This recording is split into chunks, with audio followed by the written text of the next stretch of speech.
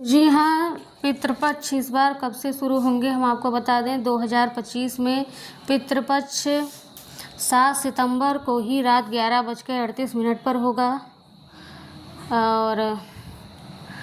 और दिन 7 सितंबर के दिन से ही पितृपक्ष की शुरुआत होने जा रही है। ठीक है, और जो है आप 7 सितंबर 2025 रविवार तिथि भाद्रपद शुक्ल पूर्णिमा से शुरू होकर 21 सितंबर 2025 रविवार सर्वपितृ अमावस्या तिथि अश्विनी कृष्ण अमावस्या को समाप्त होगा। पितृपक्ष के दौरान पितरों की आत्मा की शांति के लिए किया जाने वाला कर्मकांड ही पिंडदान है। इसमें जौ या चावल के आटे से बने गोल पिंडों के रूप में पितरों को भोजन दिया जाता है ताकि वो संतुष्ट होकर परिवार को आशीर्वाद दें।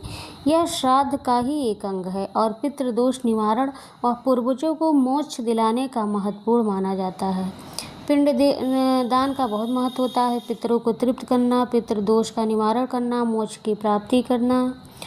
और दान के अन्य भी कार्य होते हैं जैसे तर्पण करना, श्राद्ध करना। मैं एक बात और बता दूं कि पिंडदान होता कहाँ कहाँ है।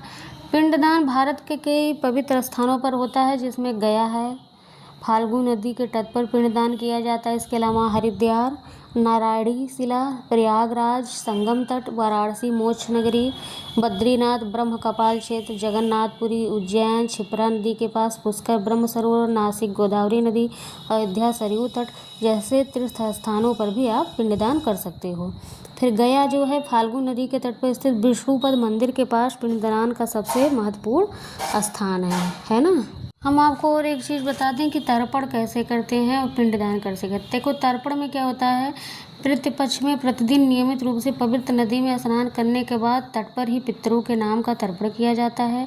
इसके लिए पितरों को जौ, काला तिल और लाल फूल डालकर दक्षिण दिशा की ओर मुँह कर खास मंत्र बोलते हुए जल अर्पित करना होता है। और पिंडदान कैसे करें, इसके लिए आपको चावल को गलाकर और गलने के बाद उसमें गाय का दूध, घी, गुड़ और शहद को मिलाकर गोल गोल पिंड बनाए जाते हैं।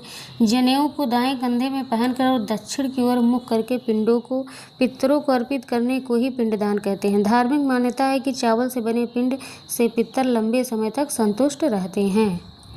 पहले 3 पिंड बनाते हैं, पिता, दादा और परदादा। यदि पिता